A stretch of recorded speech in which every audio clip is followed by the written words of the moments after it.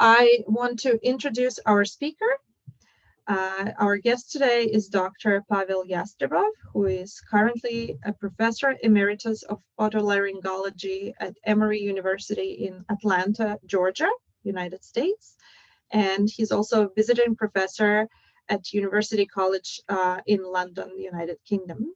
He is a founder and the CEO of Jastreboff Hearing Disorder Foundation, where he continues his research on tinnitus and decreased sound tolerance and provides clinical services to patients with a variety of hearing disorders. He continues to be involved in teaching professionals, including providing intensive courses on management of tinnitus and decreased sound tolerance with Tinnitus Retraining Therapy, which is his creation, and has thus far offered more than 50 courses in the US and over 90 courses internationally.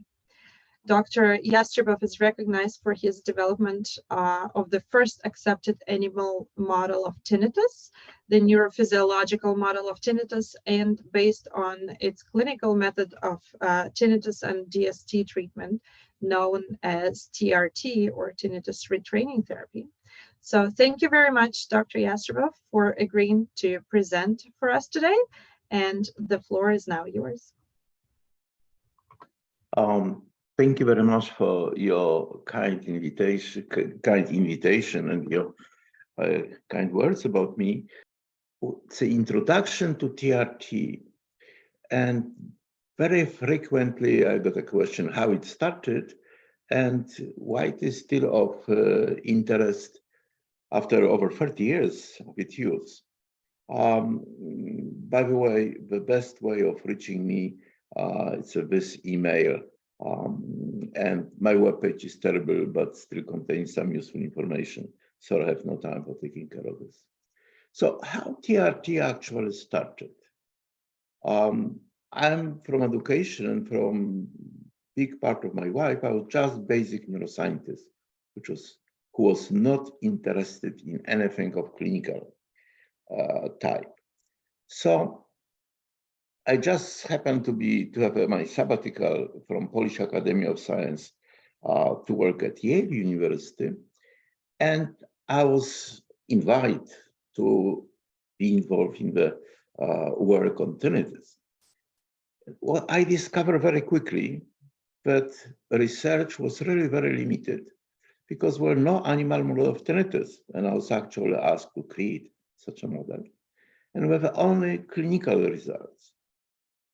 Model, everything which was taught, which was work and clinical work was based on, was focused on the inner ear and auditory nerve. Nothing else, not even the higher level of auditory system. Literature was very conflicted. Just you can find papers which contradict each other. So it just happened that I developed this animal model of tinnitus, which was accepted by NIH and after this by colleague. Now I have more than 20, and majority of them are using certain elements, crucial assumptions, which I propose them. Well, working on the model, I could not stop thinking about tinnitus and how tinnitus might be coming and why it's important. So thinking about this in 80s, I developed idea of TRT, but it was so contrary to whatever people believe that I wasn't getting out of this. I did not have a clinical result supporting this. So during my visit in London in October 88, I presented my idea and my model to in TRT to Dr. Hazel and his audiologist, Jackie Sheldrick in London. Dr. Hazel was, and still is, but was considered to be one of the guru in tinnitus field and was actively working on tinnitus since 1974. Somehow, well, I convinced them that it might make sense. They start using TRT in their clinic and very soon reported positive results which they haven't seen, never ever. So they start using this at once. So encouraged by what I learned from them, I published a paper in 1990, which is describing basis for the neurophysiological model of tinnitus and containing basis for TRT.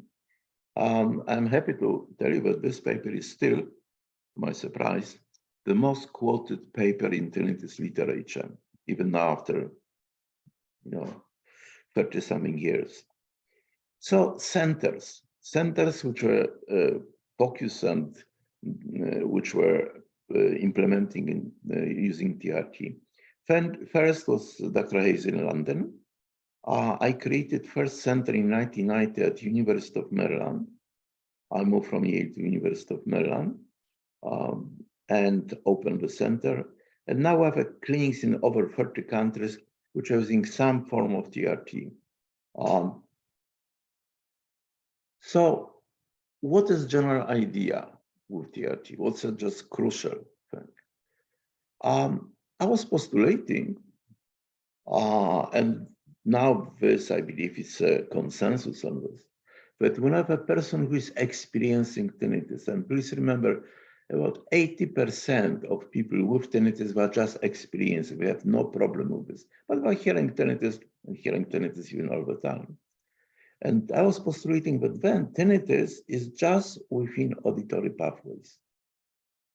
It's not spreading to other systems of the brain, particularly to our emotional system, so-called limbic system, and autonomic nervous system, which is controlling all main function of our brain and body, and over which you have no control.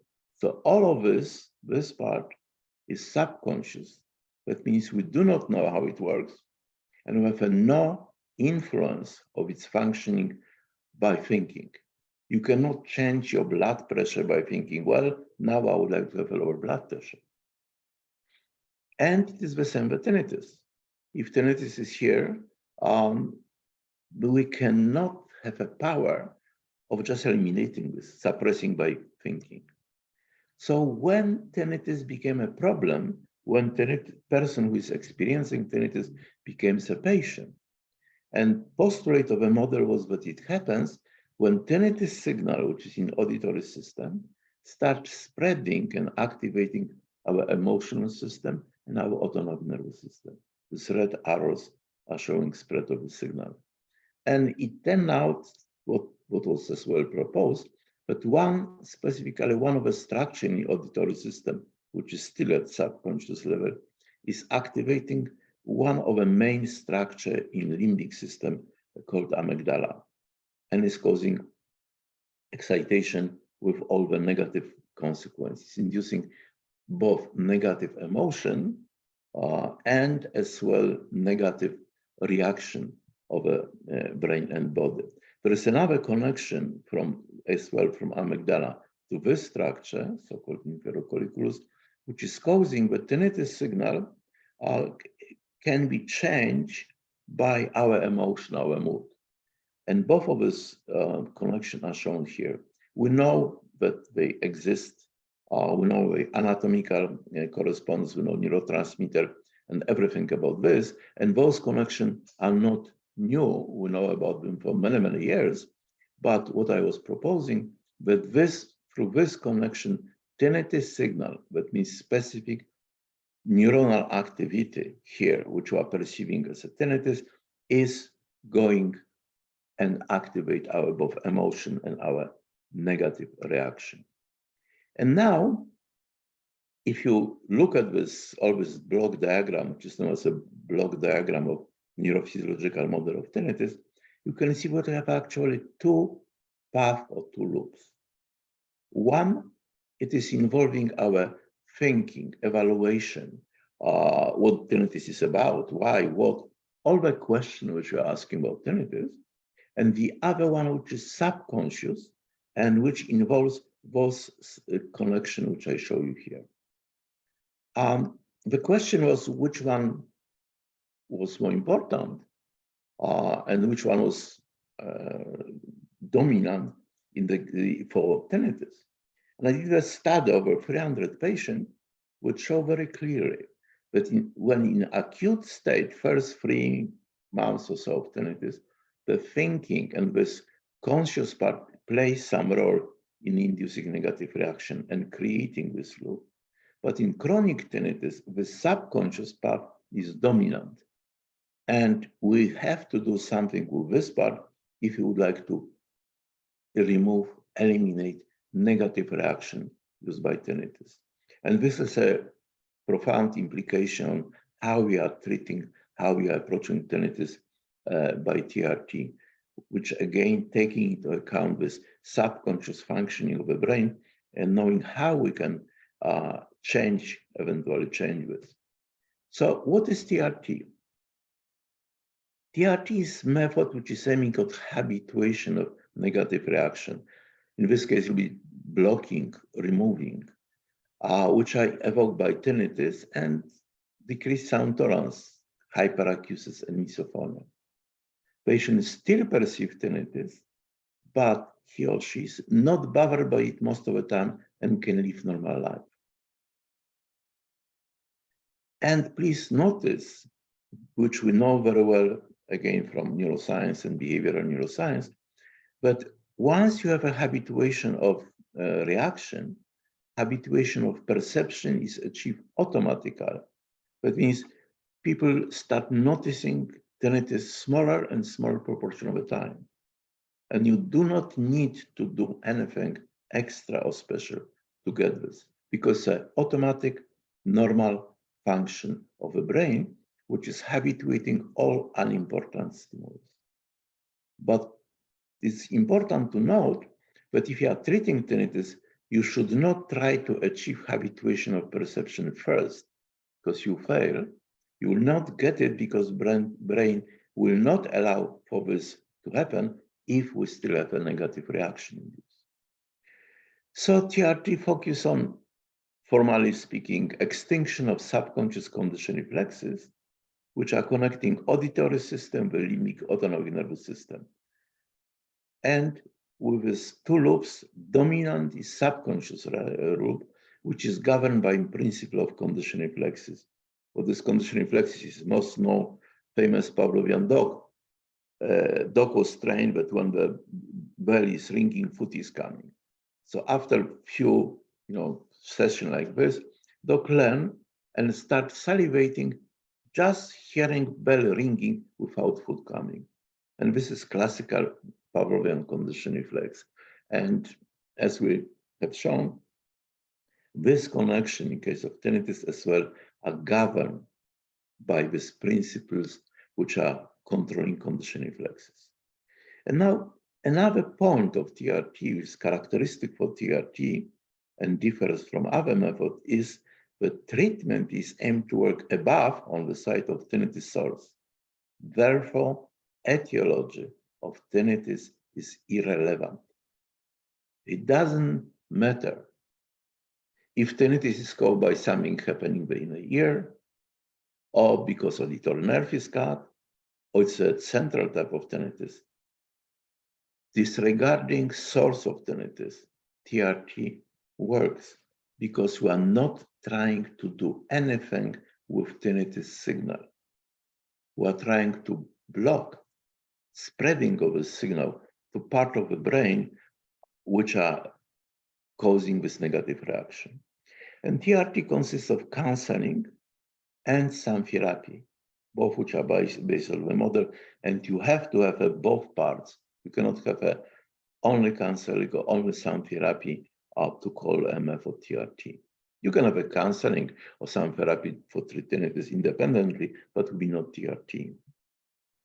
So how TRT differs from our method, and I think it's important to notice.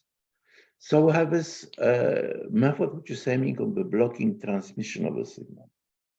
And tinnitus still can be perceived, but effects on life are removed.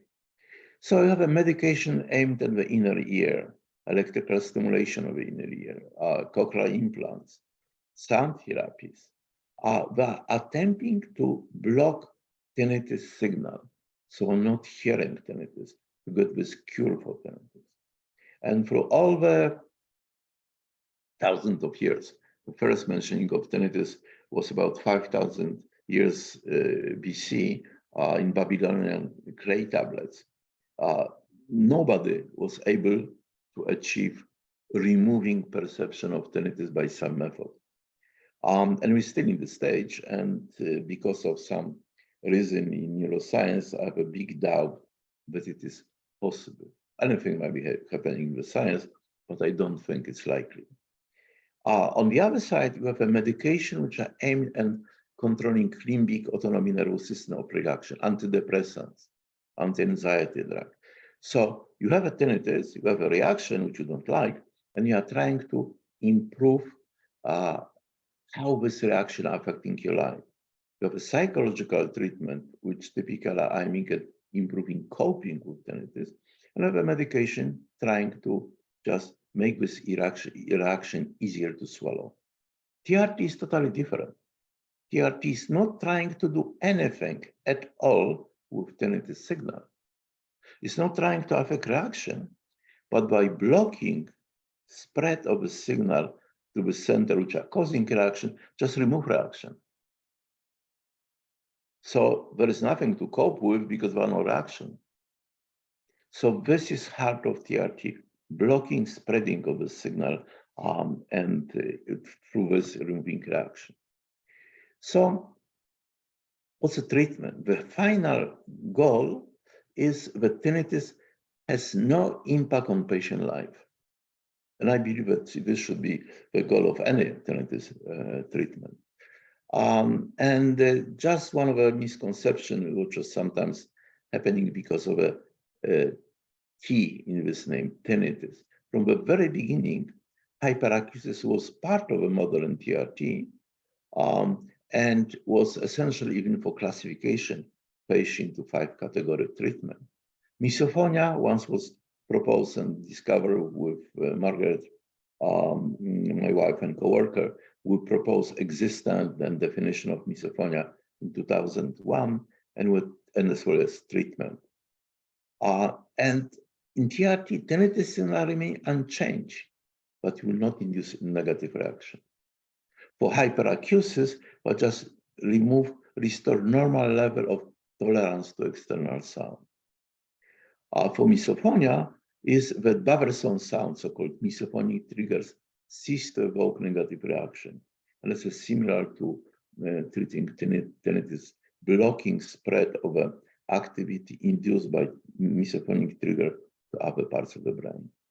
And as I mentioned, we have intensive counseling, teaching, which explain the patient mechanism of tinnitus, decreased sound tolerance, and other explaining of mechanisms which are used to achieve control of the disorder.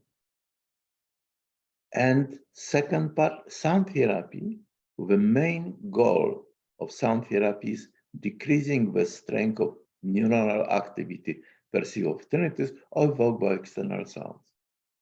So there's two components, and those are the main goal. There are other, but they are secondary. This is first of all, which we are talking. Results. And TRT is used, as you know, from 1990 at least. And the first group of results testing TRT was presented in 1999 in the International Tinnitus Seminar in Cambridge. It is generally accepted that to have a clinically significant improvement, that means patient is feeling that is better, on the specific questionnaire for tinnitus, you need to have a decrease by 20 points, scale is from 0 to 100, THI, to show that is clinically significant. And also important to recognize difference between clinically and statistically significant. You have a very small improvement, systematic, which is not even noticeable by patient, but you have a huge number of a patient in the group. This will become statistically significant. So statistically significant improvement is not sufficient to claim improvement of method of TRT. you need to have a clinically significant improvement.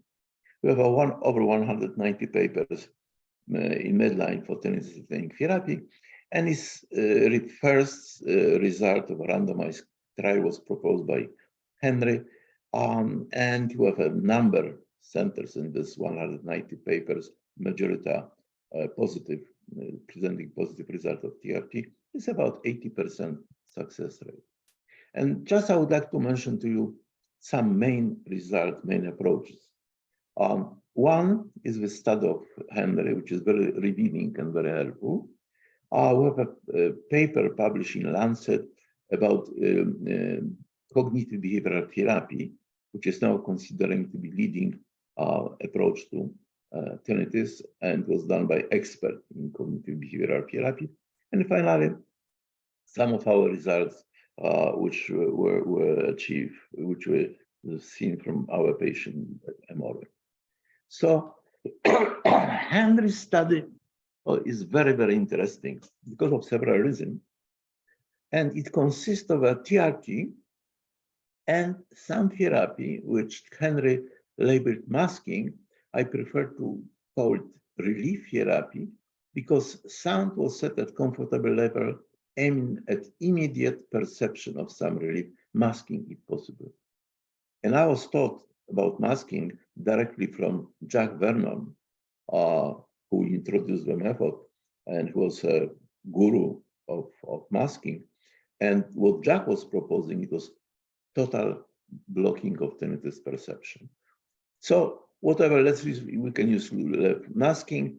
And please remember that in this case, it's just use any sound. Minimal counseling, basically only about how to use instruments, that's it.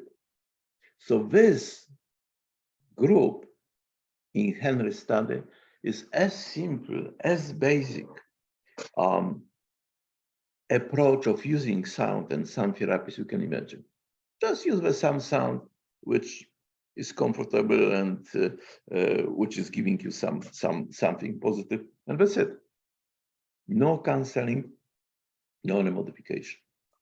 So what we've got? This group with a masking therapy, as you can see from initial level, which is showing significant tinnitus for both groups, is just improving a little bit, but improved by 12 points actually. With stabilization, nothing is happening more.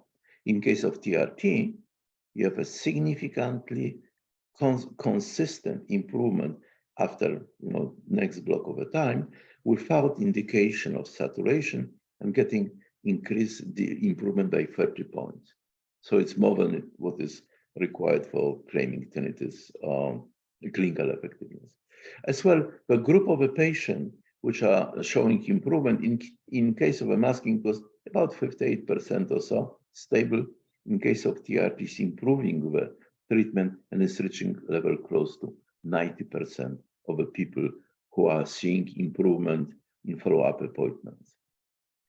Another very interesting result from the study was that if you use that method or masking or TRT on the group of patients with a moderate problem, big problem, and very big problem, catastrophic tinnitus, and you're looking 3 months, 6 months, 12 months, 18 months. And by using the different method of evaluation, so-called effect size, and effect size has to be above 0.5 to be considered significant that method is doing something. So you see, for masking a moderate problem, you are not reaching level of showing that's any improvement. In big problem, initially nothing. After this, you definitely have an improvement. For very big problem, you have a fluctuation. Initially something, then nothing, and again something. So masking is doing something, definitely, just plain use of a sound, but it's not useful really for tinnitus of lower level. In the case of a TRT, you have a totally different picture. First of all, you have a systematic increase over time, which is showing that if you are using, you are accumulating positive effect of a method, and it's definitely better. Second, TRT is working for all categories. You have for all categories above 1, which is extremely high level of significance of a change. And in case of a catastrophic problem, you have been above 2, which is practically unheard of. So TRT is effective for all categories of patient severity, including what typically is considered to be difficult to treat catastrophic tinnitus. And now if we compare the different methods, luckily, this cognitive behavioral therapy study used the same method as Henry, and so we're using, that means THI and THI change. So first of all, Henry, this color, Henry, sound group, masking group. As you see, is some improvement, 12 points on average. You are not reaching with 20 points of clinical significance, but definitely something. And what is interesting, in cognitive behavioral therapy group, after cognitive behavioral therapy, you're getting results basically the same as Henry obtained with just plain use of the sound. And when they use control groups, so-called standard of care, when they add some counseling and so on, results were actually worse than just plain using sound. So by counseling, not TRT counseling, but some counseling, teaching, cause worsening situation comparing with plain use of the sound. And Henry, you have a TRT group. As you see, you are reaching level after 1 year above 20 points and 30 points. And our results are similar, but a little bit faster. We're just achieving very rapid improvement after 1 month, and after 3 months is both clinically significant improvement, and we're getting to this 30-point improvement. So I would like to return for a moment to this cognitive behavioral therapy, because it's the most widely used and propagated as a method to be used for tinnitus. And no question that it's doing something positive and is helpful. And as you see from this slide, cognitive behavioral therapy, this square, is about 1/2 or 1/3 of the effect which you can get with a TRT, but still is doing something. So it was assessment performed of cognitive behavioral therapy by, again, people who are perfect and expert in cognitive behavioral therapy, and published in 2020. Sorry, what have a date? Well, it should be somewhere else. In systematic review in so-called Cochrane database of systematic reviews. Why I'm pointing it out? Because this is considered like a gold standard of assessing if something is working or not, by analyzing all papers on the subject and using very stringent criteria, deciding it's working, not working, and how well it's working. And what we've got from the awful conclusion, and that direct quote from the paper is pretty long, 52 pages, that first of all, CBT might change quality of life. So it's not improving the tinnitus affecting or not affecting, is still have an effect on life or not, but quality of life. And there is an absence of evidence at 6 of 12 months follow-up that TRT is doing, that cognitive behavioral therapy is doing anything good.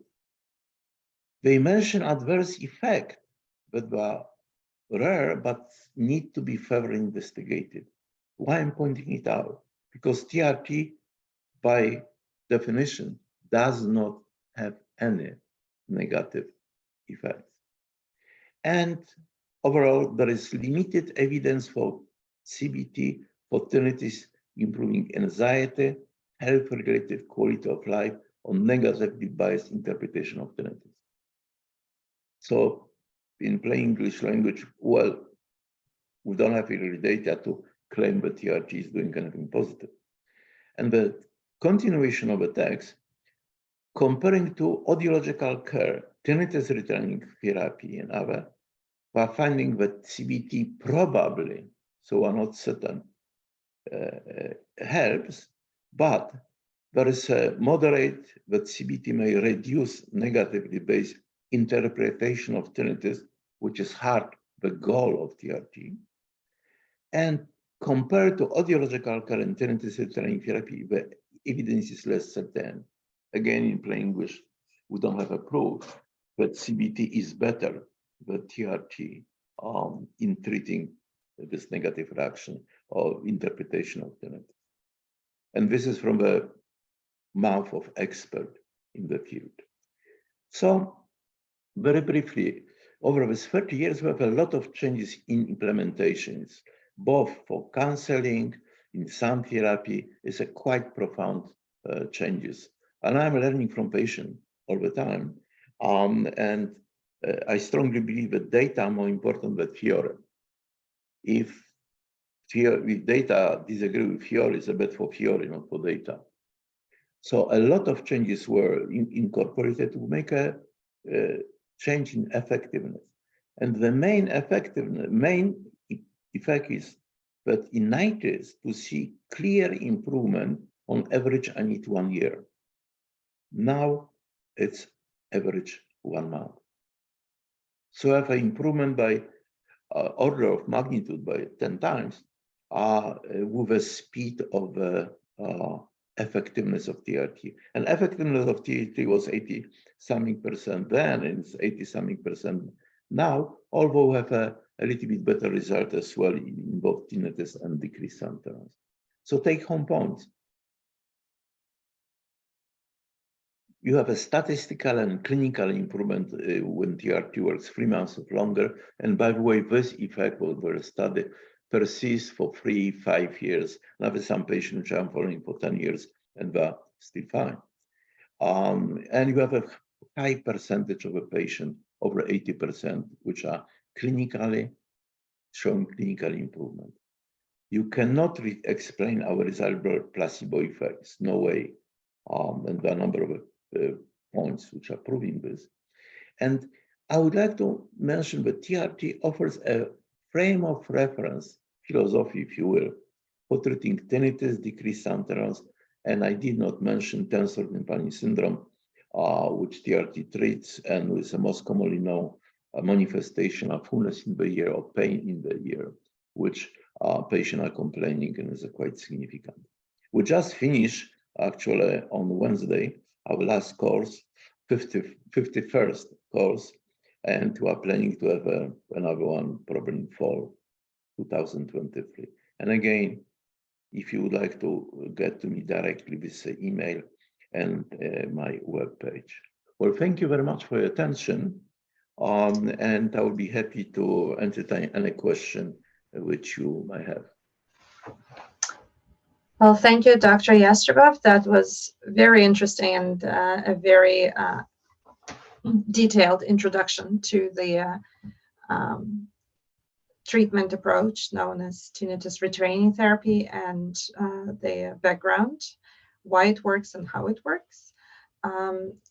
We can open the floor now to the questions. I have one question to start. You said that the result can be seen after 1 month of therapy implementation, but what is the optimal time frame for a patient? So what would you say is recommended? How long should one Yes. avail of this therapy? As a result of Henry was showing that we have a further improvement with time. That means whatever we have after 1 month is less than after 3 months, and we have more improvement 6 months and so on, without indication of saturation. And actually, well, so we can say longer you are doing this, the higher improvement you're achieving. Obviously, whatever we are seeing after 1 or 3 months, I'm not considering to be sufficient. Definitely not. And 3 months, it might be you can claim, well, still influence of placebo effect or so. So it's not enough. Typically, duration of TRT is between 9 and 18 months. And I insist, this is the base of neuroscience and as well sport medicine, that patients are staying under the treatment at least 9 months to prevent relapse. And I'm observing relapse extremely rarely. And I'm, as I mentioned, following patient for many years, special study in Germany and Italy, after 3 years and 5 years, show no basically decreasing effect of TRT. So bottom line, at least 9 months even if patient is absolutely wonderful after 3 months or 6 months. And how much time do you need? It depends on the patient. Some patients improving faster, some needs more time.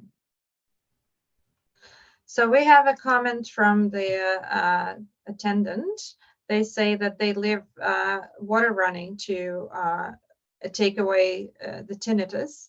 So I'm guessing they're using the masking of the water sound. So what kinds of sounds are used in tinnitus retraining therapy? Is it music, or is it more like this kind of masking sound? Or can you tell us more about that? Patient can get a help and relief even while not masking. You are using this relief therapy, as Henry said. You don't need to cover tinnitus perception to get help. And TRT is not aiming at masking. You can only about 10% of a patient can achieve consistent masking by using sound, even strong sound. What this patient is using is excellent because generally speaking, there is a preference of us as a human being to sound of nature, and particularly of gently flowing water. In Japan, it's even like this modern culture, a new religion of using sound of flowing water. Now, regarding what kinds of using, it depends. TRT is using variety of sound, not only just one sound. And for example, music is used as one protocol in misophonia and is generally recommended. TRT use at least 2 types of a sound. Some broadband stable sound, which can be produced by sound generator or can be produced by a tabletop machine, which is playing sound of rain, for example, and variety of a sound from environment. The same as you are not eating only lettuce, only beef, but using different type of you are eating different type of a food. The same auditory system needs different time of a sound. And please remember, the biggest enemy in case of a tinnitus or decreased sound tolerance is silence. If auditory system is not getting enough sound, it's making it up. It's just analogy, but it's a very real analogy, which actually has a strong basis in physiology, neurophysiology of working auditory system. So variety of the sounds, composition of sounds depends on the patient. There is generally recommended to use sound of nature, particularly sound of water, as a part of sound therapy, always not all. Thank you. We have a question about where is TRT available and how much it usually costs. How much it costs, it depends on provider. I can tell you that comparing with other methods, which can be transcranial magnetic stimulation or cognitive behavioral therapy, TRT is typically cheaper, whatever method you are using. How you can get help?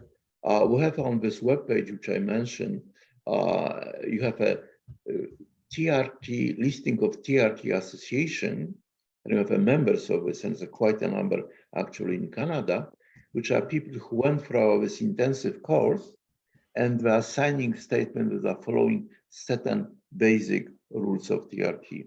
I have no control of these people. I don't know how well, how good or bad their work is, but they at least were exposed to knowledge, and many of them are doing excellent job. So you can find the list of the people, including people in Canada, in this. And there are more than that. For example, I know that there are at least 2 people from Newfoundland which went for our courses, but who I don't know are not treating tinnitus or not using TRT, so are not on TRT association membership list. We do believe that there are practitioners of TRT, and if anybody has questions about that, they can reach out to us on our website or using our contact information on our website. We have another question. Is it common to have pain and fullness in the ear with unilateral tinnitus, and the experience of pain and fullness can be as distressing as the tinnitus noise And is there something that can work on the experienced pain as well? Yes, this is what I mentioned one last slide, the tensor tympani syndrome, which has a number of manifestations, and among this list, this fullness in the ear and pain can be present as well. I had no time for discussing this in detail, but it's pretty frequent, and it happens in the unilateral, bilateral tinnitus, and many of my patients, a significant proportion of my patients, have tensor tympani syndrome, and TRT is very effective for this. There is certain modification which we need to introduce in the treatment protocol, but we have a bottom line is like this, but is strongly linked to decreased sound tolerance, typically, particularly misophonia. And once you successfully treat misophonia, it disappears practically in the close to 100% of the cases.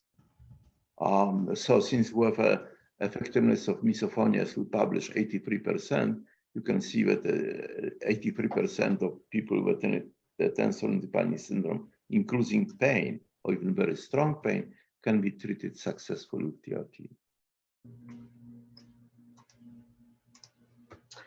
Thank you. We have another question. How is the counseling and education component of TRT different from cognitive behavioral therapy approaches? It's significantly different. The differences are pretty profound. Cognitive behavioral therapy is based on the postulate, which is not assumption, it's assumption, but everybody agrees with this, that thoughts creates emotion. So in cognitive behavioral therapy are trying to change thoughts about tinnitus, and through this decrease amount of negative emotions caused by thinking about tinnitus. So cognitive behavioral therapy is working on this arrow, but it's not touching all the subconscious processes happening and how the tinnitus signal is spreading to other center of the brain. So counseling in TRT is aimed at and using some method from condition reflexes field. It's difficult to me to describe this in a few minutes, but we are not trying to modify how people are thinking about tinnitus in the way which cognitive behavioral therapy is doing. We are working on this, but only secondarily. The main reason to do this is to create a new frame of reference, what tinnitus is, and letting people know what are mechanisms which allows for breaking this connection to achieve habituation of tinnitus. I'm sorry, we need to have at least an hour lecture to describe all the differences, but this is a main one. Focusing on condition reflexes, subconscious condition reflexes in counseling, in TRT, and focusing on this thoughts create emotion in CBT. Thank you very much. Okay, and one more question is, I know recently the device Linear was approved for tinnitus treatment in the United States. It's not yet approved in Canada, but there is a lot of talk about it. And I know several other devices are being proposed and researched right now in the States. So can you give a brief comparison of how this approach is different and which one would be advantageous, tinnitus retraining therapy or those devices that use sound stimulation and I believe tongue or cheek stimulation, electrical stimulation? This is what I mentioned answering previous question, linear device, which combines tongue stimulation and auditory stimulation. There is one paper published who were showing very nice, very positive results. And it'd be wonderful if these results are confirmed by other independent groups. I've seen over my 40 years of working within this field many methods which initially seems to be absolutely outstandingly wonderful, and then turn out not to be that great. There is a possibility, definitely, and the physiological basis to believe that this method with combining stimulation of the tongue, of vagus nerve, and auditory stimulation might be effective. And then, if it is effective, first of all, if it's highly effective, you might not need to do anything else. But if it's partially effective, then can be they can be very good adjunct to TRT. Please notice that sound therapy, main goal in sound therapy in TRT is to decrease strength of tinnitus signal. And in TRT, it's used by sound. But in theory, in all this category of habituation-oriented therapies, you can use other methods. For example, medication, you have a good medication decreasing strength of tinnitus signal, or with tongue stimulation also. This can speed up process of TRT, and getting TRT that will not need for TRT 9 months, but maybe you need only 3 months, 1 month or 3 months. So I'm looking forward to see what else is coming on the market on the tinnitus field. Other method of sound stimulation alone, where many methods were tried and none was really shown to be effective, including, for example, notch therapy also. We do not have a good results supporting that notch therapy is doing any good, actually.